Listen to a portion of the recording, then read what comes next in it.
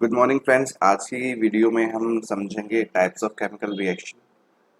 आज हम तीन चार जो हमारे रिएक्शंस के टाइप हैं उनको समझेंगे। तो सबसे पहले हम स्टार्ट करते हैं कॉम्बिनेशन रिएक्शन को। इसको हिंदी में हम संयोजन अभिक्रिया भी कहते हैं। हिंदी में हम इसको संयोजन, जैसे कॉम्बिनेशन टर्म है, इसका मतलब हो जाएगा संयोजन। संयोजन संयोजन का मतलब होता है जोड़ना। कॉम्बिनेशन का मतलब होता है जोड़ना। तो यहाँ पे कौन जुड़ेंगे? इसमें रिएक्टेंट्स जुड़ेंगे। तो ये जो हमारा रिएक्शन का नाम है, यहीं से हम समझ सकते हैं कि यहाँ पे रिएक्टेंट्स क्या करेंगे, कंबाइन होंगे। यानी कि हमारे जो रिएक्टेंट्स हैं, जिनको हम अभिकारक कहते हैं, वो अभिकारक आपस में जुड़ जाएंगे और उससे एक नया सिंगल प्रोडक्ट बनेगा। मतलब एक पदार्थ जो है उसका एक उत्पाद हो बनेगा। एक बार फिर से समझते हैं। संयोजन अभिक्रिया में हमारा जो रिएक्टेंट्स है, अभिकारक हैं, वो आपस में जुड़कर एक नया, सिर्फ एक प्रोडक्ट बनाते हैं जिसको हम उत्पाद कहते हैं। Combination reaction is a reaction in which two or more reactants combine to form a single product. जैसे कि हमारा बर्निंग ऑफ कोल है, जब कोयले को जलाया जाता है, कोयला is made up of carbon only. Carbon की प्रेजेंस में, कार्बन को हम जब जलाते हैं तो ऑक्सीजन के साथ वो रिएक्ट करता है और कार्बन डाइऑक्साइड जो गैस है वो लिबरेट होती है, वो निकलती है। कार्बन जो होता है उसको हम सी से डिनोट करते हैं। ओ को O2 को हम ऑक्सीजन को हम O2 से डिनोट करते हैं। और जो रिएक्शन के बाद हमें ऑप्टोन होता है उसको हम CO2 यानी कि कार्बन डाइऑक्साइड लिखते हैं। यहाँ पे आपने एक और चीज़ ध्यान दी होगी, मैं एक बार फिर से बता देता हूँ। जब हम किसी भी रिएक्शन को लिखते हैं तो हम उस रिएक्शन में होने वाले जो रिएक्टेंट्स हैं और जो हमारे प्रोडक्ट हैं, तो उनकी फिजिकल स्टेट यानी कि भौतिक अवस्था भी हम लिखेंगे। जैसे कार्बन यहाँ पे, कोयला यहाँ पे सॉलिड फॉर्म में था, ऑक्सीजन हमारे आसपास मौजूद है, वो गैसियस फॉर्म में मौजूद है। उसके बाद जब ये रिएक्शन हुआ है, इसके बाद जो CO2 बना है वो गैसियस फॉर्म में बना है। तो ये जो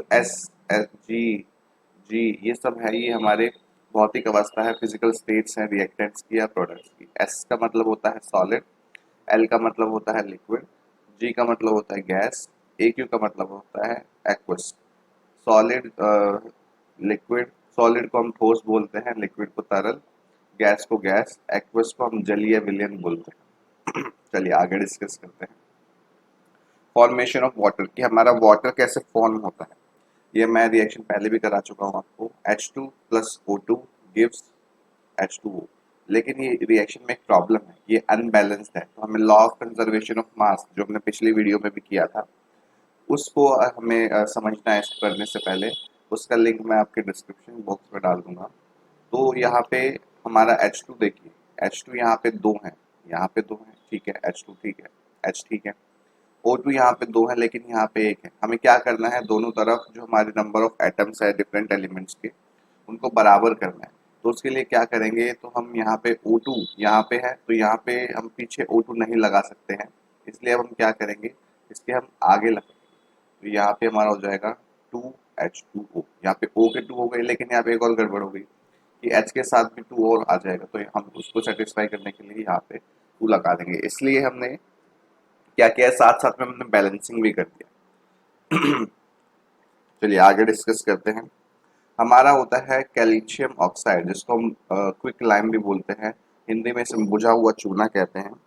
इसके साथ जब हम पानी का रिएक्शन कराते हैं, ये सॉलिड फॉर्म में होता है, पानी हमारा लिक्विड फॉर्म में है। इसके साथ जब हम पानी का रिएक्शन कराते हैं तो हमारा जो प्रोडक्ट बनता है वो होता है कैल्शियम हाइड्रोक्साइड, CaOH ट्वाइस। इसको हम कैल्शियम हाइड्रोक्साइड भी बोलते हैं। इसी से रिलेटेड हमारे जो क्वेश्चंस हैं मैं आपको आगे आने वाली वीडियो में पूछूंगा। तो इसी के साथ साथ जो हम वीडियो देख रहे हैं, जो वीडियो आप वीडियो देख रहे हैं, इसके साथ साथ अगर आप NCERT की बुक पढ़ेंगे तो वो भी आपके लिए ज़्यादा यूज़फुल रहेगा। मैं इस नोट्स के बाद जो वीडियो है NCERT वो बनाने वाला हूँ, तो आप उसकी चिंता मत करिए। आगे डिस्कस करते हैं। देखो, हमारे जो केमिकल रिएक्शन होती हैं उसमें कई बार क्या होता है, हीट निकलती है, गर्मी निकलती है। तो ऐसे रिएक्शन जिसमें से हीट निकलती है उसको हम एक्सोथर्मिक रिएक्शन बोलते हैं।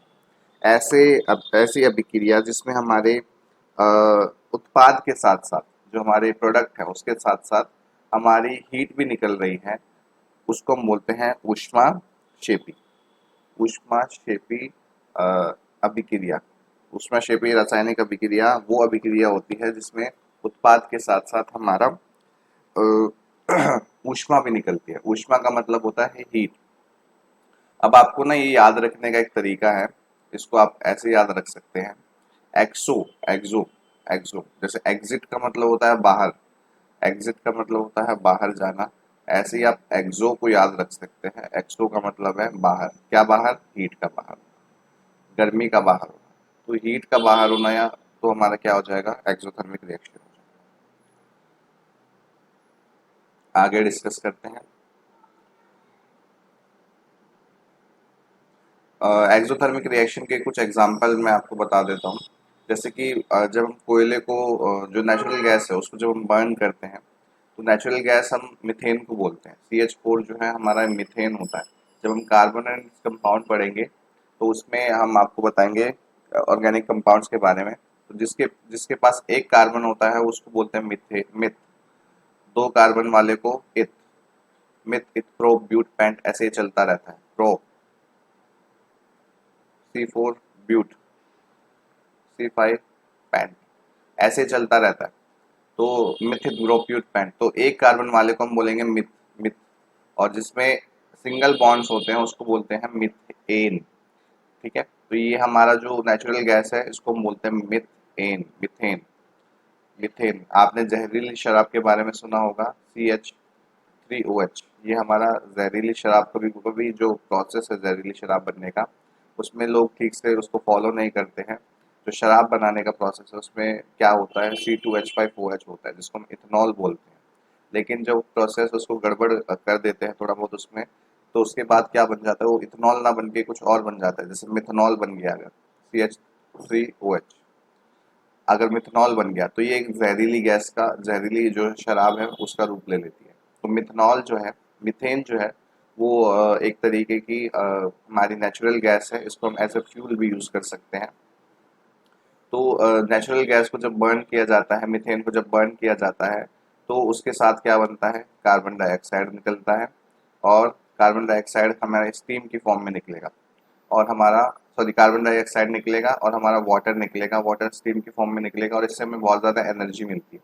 उस एनर्जी का यूज़ करके आप चाहो तो आप खाना वगैरह बना सकते हो। तो मीथेन गैस का यूज़ कई बार क्या करते हैं लोग, उसको एज ए फ्यूल भी यूज़ करते हैं। So let's discuss further. एक बहुत ही कॉमन सा हमारा एक्सोथर्मिक रिएक्शन है। एक्सोथर्मिक रिएक्शन जो हमारा सांस लेना है, जो हमारा रेस्पिरेशन है, ये भी हमारा एक एक्सोथर्मिक रिएक्शन है। इसमें क्या हो रहा है? हमारे जो एक्सोथर्मिक रिएक्शन में हमारा जो ग्लूकोज है, ग्लूकोज का फॉर्मूला कई बार पूछ लिया जाता है। इसको हम बोलते हैं C6H12O6। इसको हम बोलते हैं ग्लूकोज। हमारा जो फूड है, उस जो हम खाते हैं उसकी जो बेसिक यूनिट हमारी बॉडी को चाहिए होती है वो होती है ग्लूकोज। तो हमारी बॉडी हमारे खाने को तोड़ के उसको इस फॉर्म में बना देती है। उसके बाद जब हम सांस लेते हैं तो ये जो हमारा ग्लूकोज है इसको ऑक्सीजन के साथ रिएक्ट करना पड़ता है।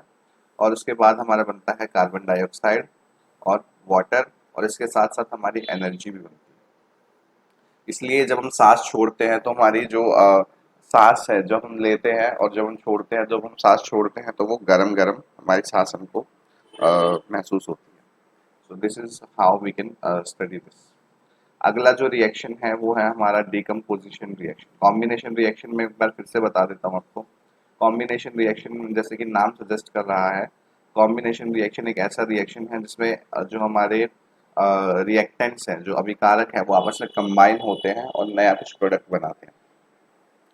इसके बाद हम बात करेंगे डिकम्पोजिशन रिएक्शन की। इसमें क्या हो रहा है कि हमारा जो रिएक्शन, जो हमारा रिएक्शन है उसके अंदर हमारे जो कंपाउंड्स हैं, जो हमारे रिएक्टेंट्स हैं, वो टूट रहे हैं। डिकम्पोजिशन का मतलब होता है वियोजन। जैसे कॉम्बिनेशन का मतलब होता है संयोजन, इसका मतलब होता है वियोजन। वियोजन का मतलब होता है टूटना। अब इसमें क्या टूटेगा? हमारा रिएक्टेंट ही टूटेगा। तो ऐसा रिएक्शन जिसमें हमारा रिएक्टेंट टूट के अलग अलग प्रोडक्ट देता है उसको हम बोलते हैं decomposition reaction. A reaction in which compound splits into two or more simpler substances, it is called as decomposition reaction. ऐसा विक्रिया जिसमें एकल अभिकारक टूटकर अलग अलग हमें उत्पाद देता है, उसको हम बोलते हैं डिकम्पोजिशन रिएक्शन। इसको हम आगे डिस्कस करते हैं। अब इस डिकम्पोजिशन रिएक्शन के दो तीन टाइप हैं, ठीक है, एक एक करके डिस्कस करते हैं। जैसे थर्मल डिकम्पोजिशन, ऐसे रिएक्शन जिसमें हीट की जरूरत होती है, ऐसे रिएक्शन जिसमें हीट की जरूरत होती है, जिसमें हीट अंदर की तरफ जाती है, उसको हम बोलते हैं एंडोथर्मिक केमिकल रिएक्शन। जैसे एग्जिट था, बाहर की तरफ हीट जा रही थी, अब इसमें अंदर की तरफ हीट जा रही है। इन रिएक्शंस को करने के लिए हमें हीट की जरूरत होती है, तो हम इनको बोलते हैं एंडोथर्मिक केमिकल रिएक्शंस। देखिए ये एंडोथर्मिक केमिकल रिएक्शंस, इन जिनमें एनर्जी की जरूरत होती है, हीट की फॉर्म में, लाइट की फॉर्म में, इलेक्ट्रिसिटी की फॉर्म में, रिएक्टेंट्स को तोड़ने के लिए, तो उसको हम बोलते हैं एंडोथर्मिक केमिकल रिएक्शन। अब बात करते हैं थर्मल डिकम्पोजिशन की। थर्मल जहां भी आपने समझ लिया, थर्मल का मतलब होता है हीट। थर्मल, थर्मामीटर, थर्मामीटर में आपका एक थर्मामीटर की डेफिनेशन अगर हम समझे तो थर्मोमीटर होता है एक ऐसा डिवाइस जो हमें डिग्री ऑफ हॉटनेस बता देता है, ठीक है, हमारे टेम्परेचर बताता है हमें थर्मोमीटर। थर्मा का क्या मतलब है? थर्मा का मतलब है हीट। अब थर्मल डिकम्पोजिशन का क्या मतलब है? थर्मल डिकम्पोजिशन का मतलब है ऐसी रिएक्शन जिसमें हीट की वजह से डिकम्पोजिशन हो रहा है। मतलब हीट की वजह से क्या हो रहा है, रिएक्टेंट्स हमारे टूट रहे हैं, उसको बोलते हैं हम थर्मल डिकम्पोजिशन। इसको हिंदी में बोलते हैं ऊष्मीय वियोजन।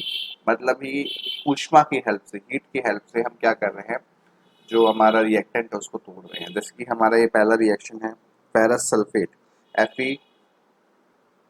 FeSO4 को जब हम हीट करते हैं तो हमारा फेरिक ऑक्साइड बनता है। फेरिक ऑक्साइड, एक होता है फेरिक ऑक्साइड, एक होता है फेरस ऑक्साइड। आपका एक क्वेश्चन है कि what is the difference between ferric oxide and ferrous oxide, ये आपको पता है। जब हमारा फेरस सल्फेट होता है, उसको जब हम हीट करते हैं तो फेरिक ऑक्साइड में बदल जाता है, SO2 गैस निकलती है और SO3 गैस निकलती है। और इसका जो कलर होता है फेरिक ऑक्साइड का, वो रेड ब्राउन कलर का होता है। फेरस सल्फेट का कलर जो होता है वो ग्रीन कलर का होता है। अगला रिएक्शन देखते हैं, लाइमस्टोन जो होता है हमारा, कैल्शियम कार्बोनेट CaCO3, इसको जब हम हीट करते हैं तो एक क्विक लाइम में बदल जाता है, बुझे हुए चूने में बदल जाता है, और उसके साथ साथ हमारा जो CO2 गैस है वो निकलती है। लेड नाइट्रेट PbNO3 ट्वाइस, ये हमारा जो एक कंपाउंड है, इसको जब हीट करते हैं तो लेड ऑक्साइड बनता है, नाइट्रोजन ऑक्साइड बनता है और ऑक्सीजन गैस इसमें लिबरेट होती है। तो ये तीन हमारे केमिकल रिएक्शंस हैं जिनका यूज करके हम थर्मल डिकम्पोजिशन को समझ सकते हैं, यानी कि ऊष्मीय वियोजन को समझ सकते हैं। अब और भी तरीके हैं जिसमें हम अ, जो डिकम्पोजिशन है उसको समझ सकते हैं। दूसरा है इलेक्ट्रोलिटिक डिकम्पोजिशन। अब इस टाइप के डिकम्पोजिशन में क्या करते हैं हम, इलेक्ट्रिसिटी की हेल्प से, जैसे नाम ही सजेस्ट कर रहा है, इलेक्ट्रिसिटी की हेल्प से हम क्या करा रहे हैं, डिकम्पोजिशन करा रहे हैं। जब हम पानी के अंदर इलेक्ट्रिसिटी पास करते हैं तो एक हमारी जो ट्यूब होती है उसके ऊपर, उसको हम एनोड बोलते हैं, उसके ऊपर हमारा ऑक्सीजन जाके डिपॉजिट हो जाएगा। एक होगी कैथोड जिसपे हमारा हाइड्रोजन जाके डिपॉजिट हो जाएगा। इसको, इस पूरे सेटअप को एक बार समझते हैं। हमारा जो ये सेटअप है उसको एक बार समझ लेते हैं। हमारे सेटअप में हमने क्या किया है, दो ट्यूब लगाई हुई हैं। उन जो ट्यूब्स को हमने एक बैटरी से, 6 वोल्ट बैटरी से कनेक्ट किया है, उसके साथ साथ हमने एक स्विच से भी कनेक्ट किया है। हम जब इस स्विच को कनेक्ट कर देते हैं, जब हमारे सर्किट के अंदर करंट फ्लो करने लगता है तो क्या होता है, तो हमारा जो एक रोड होता है उसके ऊपर ऑक्सीजन कलेक्ट होगा, एक पे ऊपर हाइड्रोजन कलेक्ट होगा। इस तरीके से हम क्या कर रहे हैं, वाटर जो हाइड्रोजन और ऑक्सीजन दोनों से मिलके बना है, उसके जो कंपोनेंट्स हैं उसको तोड़ रहे हैं। इसी का मतलब होता है डिकम्पोजिशन। जब हमारे रिएक्टेंट्स को हम तोड़ रहे हैं, अलग अलग डिफरेंट डिफरेंट जो एलिमेंट्स है, डिफरेंट प्रोडक्ट्स है उसके अंदर, तो हमारा जो पर्पस है इस रिएक्शन को समझने का वो पूरा हो जाता है। डिकम्पोजिशन मतलब तोड़ना, वियोजन करना। यहाँ पे वाटर के अंदर हम डाइल्यूट सल्फ्यूरिक एसिड, H2SO4 का मतलब होता है सल्फ्यूरिक एसिड। ये भी डालेंगे तभी ये हमारा जो रिएक्शन है ये हो पाएगा। तीसरा जो बहुत इम्पोर्टेंट आपका रिएक्शन है वो है रिएक्शन है वो है फोटोलिटिक डिकम्पोजिशन का। अब देखो फोटो, फोटो का मतलब आपको याद आया होगा कैमरे से निकलने वाले फोटोज। फोटोज का मतलब होता है, फोटो आया है टर्म फोटोन से। फोटोन जो है वो लाइट की एक यूनिट होती है। लाइट को हम समझने के लिए हम फोटोन्स को समझते हैं। अब लाइट जो है वो उसकी हेल्प से जब हम डिकम्पोजिशन करा रहे हैं, बेसिकली सनलाइट की प्रेजेंस में हम जब डिकम्पोजिशन करा रहे हैं उसको हम बोलेंगे फोटोलिटिक डिकम्पोजिशन। इसमें क्या होता है, फोटोलिटिक डिकम्पोजिशन में हमारा सिल्वर क्लोराइड जो होता है वो हमारा बेसिकली कंपाउंड है। इसको सनलाइट में जब हम रखते हैं तो ये हमारा सिल्वर में टूट जाता है और इससे क्लोरीन गैस जो है वो अलग हो जाती है। ऐसे ही सिल्वर ब्रोमाइड जो होता है उसको अब जब हम उसके अंदर रखते हैं, सनलाइट के प्रेजेंस में रखते हैं, तो हमारा जो ब्रोमीन गैस है वो अलग निकल जाएगी और सिल्वर हमें अलग मिल जाएगा। सिल्वर जो है वो क्लोराइड ये ग्रे कलर का हो जाएगा जब इसको सन की प्रेजेंस में रखा जाता है। इसका यूज, ये यूज पूछा जाता है, इनका यूज कहाँ होता है, इनका यूज फोटोग्राफी में फोटोज को निकालने के लिए किया जाता है। तो एंडोथर्मिक रिएक्शन जैसे हम पढ़ चुके हैं, एंडोथर्मिक रिएक्शन एक ऐसी रिएक्शन होती है जिसमें हमारा हीट इन्वॉल्व होता है, हीट इन्वॉल्व होता है, एनर्जी इन्वॉल्व होती है, तो उसको हम एंडोथर्मिक केमिकल रिएक्शन बोलते हैं। दो रिएक्शन अभी तक हमने पढ़े हैं, उसके बाद हम तीसरा रिएक्शन और चौथा रिएक्शन देखते हैं। तीसरे रिएक्शन का नाम है डिस्प्लेसमेंट रिएक्शन। इसमें जैसे डिस्प्लेस का मतलब होता है अपनी जगह से किसी को हटा देना। अब इसमें क्या हट रहा है वो समझते हैं। हिंदी में इसको बोलते हैं विस्थापन अभिक्रिया, विस्थापित कर देना। जैसे बांध वगैरह बनते हैं तो उस बांध बनाने की लोकेशन पे क्या होता है कि वहां के लोगों को डिस्प्लेस कर दिया जाता है, वहां से विस्थापित करके दूसरी जगह पे प्लेस कर दिया जाता है, तो उसको बोलते हैं डिस्प्लेसमेंट। यहाँ पे देखिए डिस्प्लेसमेंट का मतलब क्या है। डिस्प्लेसमेंट में हम क्या डिस्प्लेस कर रहे हैं, हम एक एलिमेंट को दूसरे एलिमेंट के सॉल्व सॉल्यूशन से डिस्प्लेस कर रहे हैं। कहने का मतलब देखो यहाँ पे हमारा आयरन है, यहाँ पे हमारे कॉपर सल्फेट का एक सॉल्यूशन है। कॉपर सल्फेट का सॉल्यूशन के अंदर हमने जब आयरन की नेल्स को डाली तो आयरन क्या करेगा, इस कॉपर सल्फेट का जो कलर है ब्लू, इसके अंदर से कॉपर को निकाल के अलग कर देगा और खुद का एक सॉल्यूशन बना देगा ग्रीन कलर का, जिसका नाम होगा फेरस सल्फेट। अब इसको समझते हैं ऐसा क्यों हो रहा है। देखो क्या होता है कि हमारे जो डिफरेंट मेटल्स होते हैं, एलिमेंट्स होते हैं, उन सब की रिएक्टिविटी अलग अलग होती है। तो यहाँ पे ज़्यादा रिएक्टिव जो हमारा एलिमेंट होगा, जो हमारा मेटल होगा, वो कम रिएक्टिव एलिमेंट को उसके सॉल्ट सॉल्यूशन से डिस्प्लेस कर देगा। सॉल्ट सॉल्यूशन कॉपर सल्फेट का सॉल्ट सॉल्यूशन जो है उसके अंदर कॉपर है और सल्फेट आयन है, ये आपस में मिलके एक सॉल्ट सॉल्यूशन बनाते हैं कॉपर सल्फेट का। अब आयरन जो है वो हमें क्या कर रहा है, वो कॉपर को उससे उसके सॉल्ट सॉल्यूशन से निकाल रहा है, क्योंकि कॉपर एक कमजोर एलिमेंट है, कमजोर मेटल है आयरन के मुकाबले। तो क्या होगा कि आयरन इसको निकाल देगा यहाँ से और खुद जाके यहाँ बैठ जाएगा, और जो कॉपर है वो जाके आयरन के ऊपर यहाँ पे इसकी कीलों के ऊपर डिपॉजिट हो जाएगा। इसका वीडियो मैं आपके जो डिस्क्रिप्शन सेक्शन है उसके अंदर मैंने इसका वीडियो डाल दिया है, वो आप वहाँ जाके देख सकते हैं। तो इसमें क्या होता है, इसको एक बार फिर से समझते हैं। डिस्प्लेसमेंट में ज़्यादा रिएक्टिव एलिमेंट क्या करेगा, कम रिएक्टिव एलिमेंट को उसके सॉल्व सॉल्यूशन से डिस्प्लेस कर देगा। ज़्यादा हमारा ताकतवर जो पहलवान होगा वो कमज़ोर पहलवान को उठा के उसके जो सॉल्व सॉल्यूशन है उधर से भगा देगा। हिंदी में समझते हैं, अधिक क्रियाशील तत्व कम क्रियाशील तत्व को उसके जो यौगिक है उसकी यौगिक से विस्थापित कर देगा, इसको बोलते हैं डिस्प्लेसमेंट रिएक्शन। ऐसा ही हमारा जिंक और कॉपर के साथ होगा। जिंक जो है, कॉपर जो है ना बहुत वीक मेटल, वीक एलिमेंट है। जब हम रिएक्टिविटी की बात करते हैं तो कॉपर हमारा बहुत वीक वीक रिएक्टिव जो हमारा मेटल है वो हो जाता है। अब आप पूछेंगे कि सर ये रिएक्टिविटी सीरीज मिलेगी कहाँ से, ये आपको चैप्टर 3 में मिलेगी, मेटल्स एंड नॉन मेटल्स में। जो हमारा जिंक है वो कम रिएक्टिव कॉपर को उसके सॉल्ट सॉल्यूशन से डिस्प्लेस कर देगा और खुद ZnSO4 बना लेगा और कॉपर अलग निकल जाएगा। आगे बात करते हैं double displacement. Double displacement reaction हमारा क्या होता है, जैसे कि हमारे डिस्प्लेसमेंट रिएक्शन में क्या हो रहा था कि एक मोर रिएक्टिव एलिमेंट क्या कर रहा था, दूसरे लेस रिएक्टिव एलिमेंट को उसके सॉल्ट सॉल्यूशन से डिस्प्लेस कर रहा था। यहाँ पे थोड़ा सा अलग है, यहाँ पे आपस में सहमति बना के जो हमारे सॉल्ट सॉल्यूशंस हैं उनके बीच में एक्सचेंज ऑफ आयन होगा। जैसे कि यहाँ पे देखिए Na2SO4, यहाँ पे BaCl2, ये आपस में क्या करेंगे, एक्सचेंज ऑफ आयंस की वजह से अलग अलग जो एलिमेंट है वो बना लेंगे। जैसे Na2SO4 है, Na2SO4 BaCl2, barium chloride sodium sulphate. Sodium sulphate क्या करेगा, सोडियम क्लोरीन के साथ जुड़ जाएगा और ये जो बैरियम है सल्फेट आयन के साथ जुड़ जाएगा। ये ऐसे होगा तो ये रिएक्शन जो हमें बनेगा वो बनेगा ऐसे, barium sulphate plus sodium chloride. अब इसको बैलेंस कर देते हैं, बैलेंस हो गया।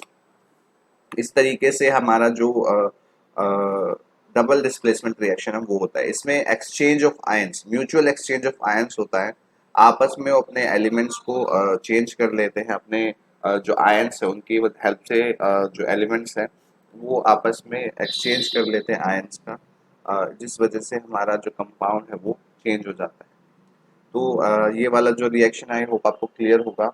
इसमें जो ये प्रोडक्ट बना है बैरियम सल्फेट BaSO4, ये हमारा प्रेसिपिटेट है। प्रेसिपिटेट क्या होता है, प्रेसिपिटेट एक वाटर इनसोल्यूबल सब्सटेंस होता है। ऐसा सब्सटेंस जो पानी में ना घुले उसको हम प्रेसिपिटेट बोलते हैं। हिंदी में एक बार फिर से समझ लेते हैं। एक ऐसी अभिक्रिया है जिसमें दो यौगिक के बीच में आयनों के आदान प्रदान से जो हमारे नए प्रोडक्ट है वो बनते हैं। आई होप यहाँ तक क्लियर होगा आपको।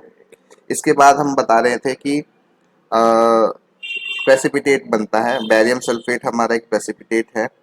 बैरियम सल्फेट के जो फॉर्मेशन है इसको हम बोलते हैं प्रेसिपिटेशन रिएक्शन। ऐसे रिएक्शन जिसमें प्रेसिपिटेट बनता है उसको प्रेसिपिटेशन रिएक्शन बोलते हैं।